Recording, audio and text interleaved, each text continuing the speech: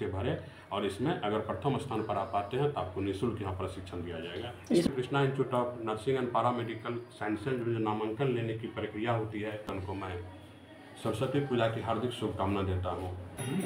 आज सरस्वती पूजा का दिन है और इस दिन पे क्या कहना है? यहाँ उपस्थित प्रिंट एवं इलेक्ट्रॉनिक्स मीडिया के मेरे साथियों, SK Mandal group of institutions में प्रशिक्षण प्राप्त कर रहे सभी छात्र छात्राओं एवं हमारे आज परिसर में आए हुए सभी अभिभावकगण को मैं सरस्वती पूजा की हार्दिक शुभकामना देता हूँ। आज Krishna institute of nursing and paramedical science के परिसर में यहाँ के छात्र छात्राओं के द्वारा बहुत ही हर्षोल्लास के साथ सरस्वती पूजा का आयोजन किया गया है, जो कि अभी आप लोगों ने देखा है। इस सरस्वती पूजा के शुभ अवसर पर आसपास के पूरे 3-4 किलोमीटर के आसपास के जो दर्शक लोग हैं सभी लोगों की भीड़ यहाँ उमड़ पड़ी है, इसलिए मैं उन सबों को भी सरस्वती पूजा की मैं हार्दिक शुभकामना देता हूँ।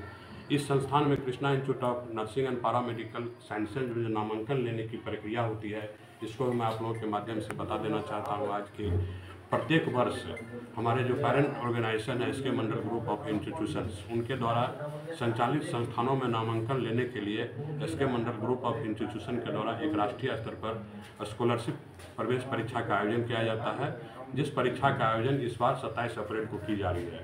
इस प्रवेश परीक्षा का जो आवेदन है 31 मार्च 2025 तक आवेदन जमा किए जाएंगे और प्रवेश परीक्षा जो है 27 अप्रैल को ली जाएगी। इस प्रवेश परीक्षा के रिजल्ट प्रकाशित होने के उपरांत हमारी संस्था के द्वारा संचालित सभी संस्थानों में इसी परीक्षा फल मेधा सूची के आधार पर नामांकन ली जाती है और इस परीक्षा में प्रत्येक कोर्स में जो नामांकन लिए जाते हैं उस कोर्स में जो प्रथम स्थान पर छात्र छात्राएँ कोई आएंगे तो उनका निःशुल्क नामांकन हमारे यहाँ ली जाती है और जो दूसरे स्थान पर आएंगे उनका फीस में आधे फीस में आधे की छूट दी जाती है। तो इस तरह से लगभग प्रत्येक वर्ष हमारे संस्थान में 70 से 80 बच्चे ऐसे होते हैं जो छात्रवृत्ति के द्वारा नामांकन लेते हैं।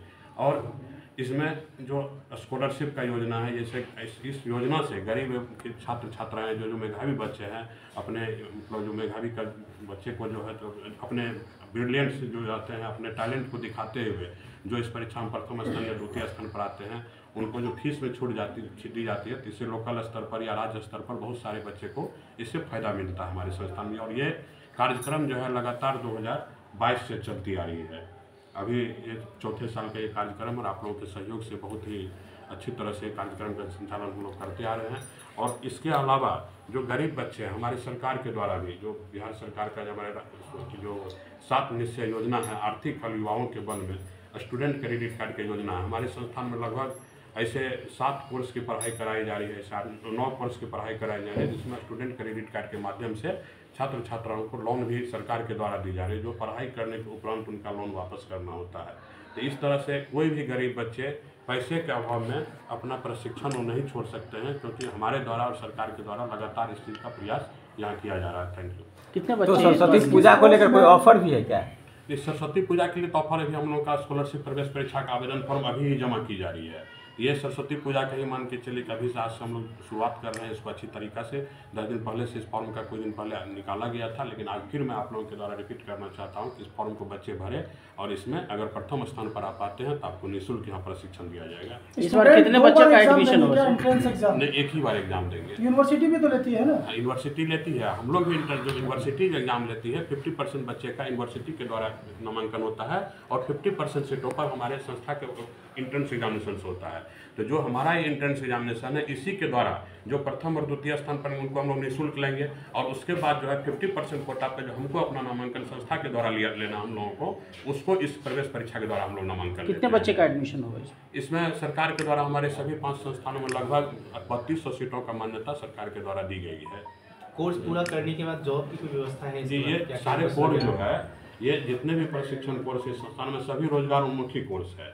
इस कोर्स में जितने भी आप देख रहे हैं कि जो भी है, जैसे DMLT का कोर्स मात्र 2 साल का कोर्स है, बच्चे उसका प्रशिक्षण प्राप्त करने के बाद कभी भी बैठा नहीं रहेगा। जितना भी आप अस्पताल देख रहे हैं, अभी भी आप देख रहे हैं अस्पताल में इमरजेंसी पड़ने पर अस्पताल में नॉन ट्रेंड आदमी के द्वारा काम लिया जाता है, जो अगर हमारे यहाँ से वो प्रशिक्षण प्राप्त करेंगे तो एक प्रशिक्षणधारी जो छात्र छात्रा है तो वो वहाँ काम करेंगे, तो उनका स्टैंडर्ड उनसे ऊँचा हमेशा रहेगा और वो तो कोई भी बच्चा, एक तो सरकार के द्वारा वैकेंसियाँ 2 साल 1 साल पर निकाली जाती है, जिससे जितने भी कोर्सेज आप देख रहे हैं, फिजियोथेरेपी का कोर्स है, अगर फिजियोथेरेपी कोई बच्चा हमारे यहाँ से पास करते हैं, अपने दरवाजे पर बैठ करके और क्लिनिक खोल लेंगे वो, तो उसको मतलब 15 से 20 हज़ार रुपये कमाने के लिए कहीं अपने घर से बाहर नहीं जाना पड़ेगा, चाहे वो देहात में काम करे या शहर में करे, अपने दरवाजे पर भी क्लिनिक खोल के फिजियोथेरेपी चलाएंगे। इसी तरह प्रोफेशनल थेरेपी है। हॉस्पिटल मैनेजमेंट आप देख रहे हैं कि छोटा छोटा नर्सिंग होम से लेकर के बड़े अस्पतालों तक प्रबंधन का कितना दिक्कत होता है। अस्पताल हम लोग खोल लेते हैं, डॉक्टर हम लोग लाते हैं, नर्स लाते हैं, कंपाउंडर लाते हैं, लेकिन उसका प्रबंधन कैसे होना चाहिए, ये काम हॉस्पिटल मैनेजमेंट में प्रशिक्षण के हुए छात्र छात्राएं हो तो वो करते हैं। तो हॉस्पिटल मैनेजमेंट का यहाँ पर ट्रेनिंग दी जाती है, जिसको भी पास करने वाले उनको नौकरी मिलना ही है।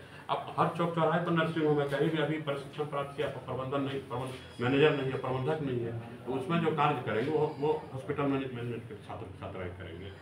ये जो भी इसके बाद कोर्स है, physiotherapy, hospital management, bachelor of professional therapy है, बैचलर ऑफ लाइफ टेक्नीशियन है, DMLT का कोर्स है, ड्रेसर का कोर्स है, OT असिस्टेंट है, D फार्म है, B फार्म है, सारे कोर्स रोजगारोन्मुखी कोर्स। आप D फार्म को देख लीजिए, जगह जगह पर दवा का दुकान है। आज अगर सरकार इस चीज़ को सख्ती बरत दे कि जो फार्मेसी जो किए हुआ वही दवा का दुकान खोल सकता है, तो शायद आधी दुकान बंद भी हो सकती है, क्योंकि एक फार्मेसी 2-2 दुकान, 3-3 दुकान पर भी कभी कभी चले जाते हैं। लेकिन इसकी ज़रूरत है समाज में, सरकार इसको मौका दिया है कि आप लोग प्रशिक्षण प्राप्त कीजिए और तब अपना काम कीजिए।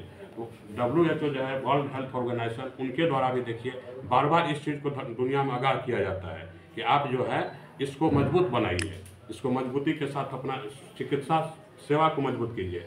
चिकित्सा सेवा तभी मजबूत होगा जब चिकित्सा शिक्षा मजबूत होगा। सर, आपने एक सवाल कहा कि जो गरीब बच्चे हैं वो पढ़ सके और वंचित नहीं रहे पढ़ाई से, क्या स्टूडेंट क्रेडिट कार्ड पे ही बच्चों का एडमिशन लेना है या उसके अलावा भी कोई शुल्क देना होता है लेती है? नहीं, जैसे बिहार सरकार के द्वारा जो स्टूडेंट क्रेडिट कार्ड योजना की मानक निर्धारित की गई है, 4 लाख रुपया तक का उसको लोन दिया जाता है, जिससे बच्चे वो कोई भी उच्च शिक्षा प्रशिक्षण प्राप्त कर सकते हैं। तो जो हमारे संस्थान में कोर्स कराता है, जैसे हमारे यहाँ मैनेजमेंट का